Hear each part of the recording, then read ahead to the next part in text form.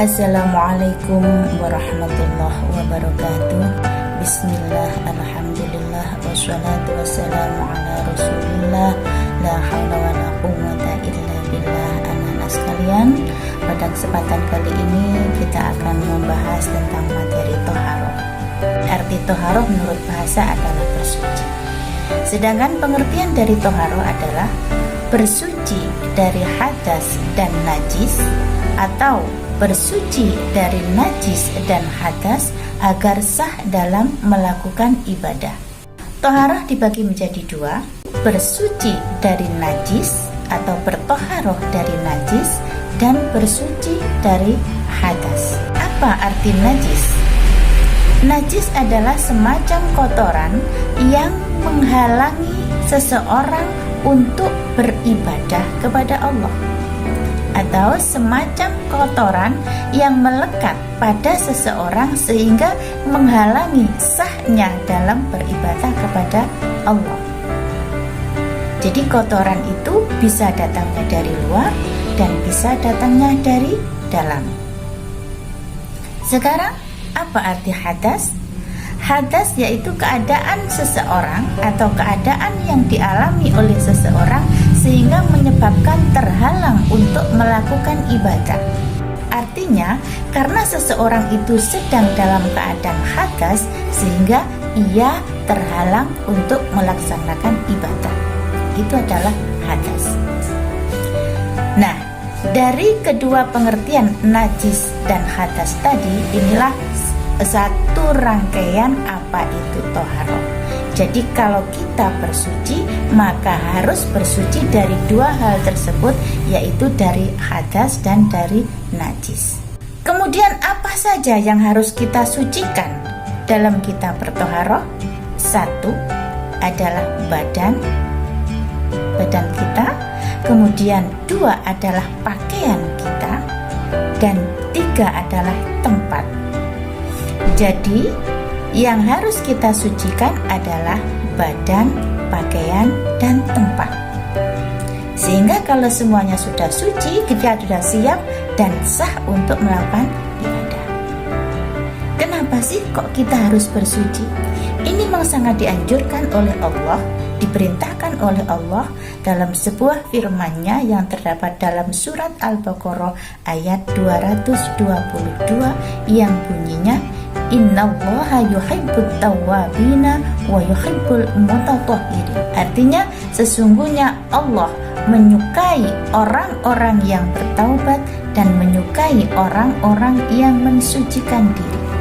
Ini adalah salah satu dasar kenapa kita harus bersuci. Selanjutnya kita bahas tentang najis. Najis itu dibagi menjadi tiga. Satu, najis mukhafafah atau najis ringan. Dua, najis mutawasithah, najis pertengahan. Tiga, najis mughalladhah. Najis mukhafafah adalah najis yang disebabkan oleh air kencing bayi laki-laki yang belum makan apa-apa selain ASI dan belum berumur 2 tahun. Itu najis mukhafafah atau disebut dengan najis ringan. Jadi, najis yang disebabkan oleh air kencing bayi laki-laki yang belum berumur 2 tahun dan belum makan apa-apa selain ASI. ASI adalah air susu ibu. Jadi kalau bayi itu sudah masih berumur 2 tahun tapi sudah makan selain ASI, maka air kencingnya bukan lagi najis mukhafafah.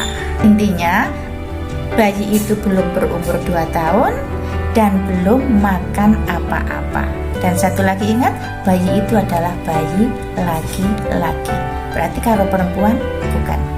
Bagaimana cara mensucikan najis mukhafafah? Cukup dipercikan dengan air pada tempat yang terkena najis. Sekarang yang kedua adalah najis mutawasithah atau najis pertengahan. Najis mutawasithah dibagi menjadi dua, yaitu najis hukmiyah dan najis ainiyah, atau sering kita sebut dengan najis mutawasitoh hukmiyah dan najis mutawasitoh ainiyah. Apa itu najis mutawasitoh hukmiyah atau najis hukmiyah?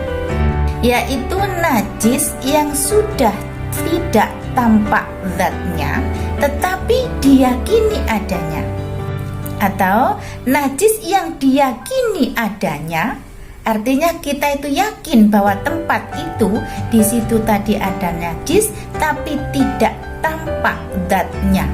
Zatnya itu apa? Yaitu tidak tampak warnanya, tidak ada baunya, dan tidak ada rasanya. Itu najis hukmiyah. Tetapi kita yakin bahwa di situ tadi ada najis. Maka bagaimana cara mensucikannya? Cukup disiram dengan air pada tempat yang terkena najis. Itu najis hukmiyah. Contohnya apa? Yaitu air kencing bayi yang sudah kering. Selanjutnya, najis ainiyah. Najis ainiyah adalah najis yang masih jelas zatnya, yaitu rasa, warna, dan baunya masih tampak jelas. Ya, misalkan sebuah kotoran, itu kotorannya ada, baunya juga berbau, rasanya mungkin juga berasa kalau kita mau merasakan. Cara mensucikannya bagaimana? Yaitu dengan dibersihkan dengan air yang suci sampai hilang ketiga zatnya. Hilang rasanya, hilang baunya, dan hilang warnanya. Itu najis ainiyah. Ya, seperti sekarang ini yang sering kita alami itu, kita melihat kotoran ayam atau melihat darah, nanah, dan sebagainya, itu adalah najis ainiyah atau sesuatu yang menempel pada pakaian kita. Maka cara mensucikannya harus dibersihkan sampai hilang ketiga warnanya. Sekarang najis yang terakhir adalah najis mughalatoh yang disebut dengan najis berat, yaitu najis yang disebabkan oleh air liur anjing atau babi. Itu najis mughalatoh, najis berat. Kenapa disebut berat? Karena mensucikannya juga lebih berat, yaitu dengan cara apa? Disiram air yang suci 7 kali dan salah satunya dicampur dengan tanah. Jadi najis mughalatoh atau najis berat yaitu najis yang disebabkan oleh air liur anjing atau babi, dan cara mensucikannya disiram atau dibersihkan dengan air sebanyak 7 kali dan salah satunya dicampur dengan tanah. Itulah macam-macam dari najis. Dan awal tadi kita sudah belajar tentang toharoh, kemudian macam-macam najis. Untuk selanjutnya yaitu apa artinya hadas dan macam-macam hadas.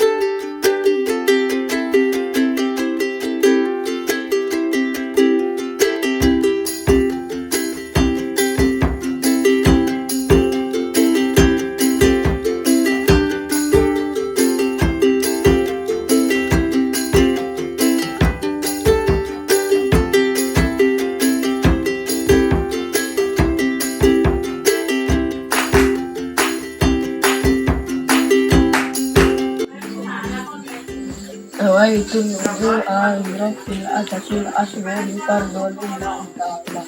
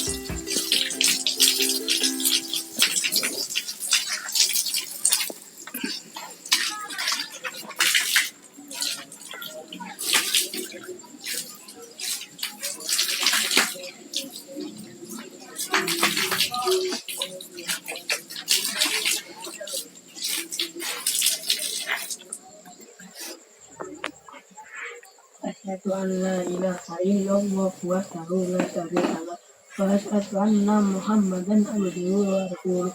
Allahumma ja'alni minat tawwabin wa ja'alni minal mutatahhirin wa ja'alni min ibadika sholihin. Amin.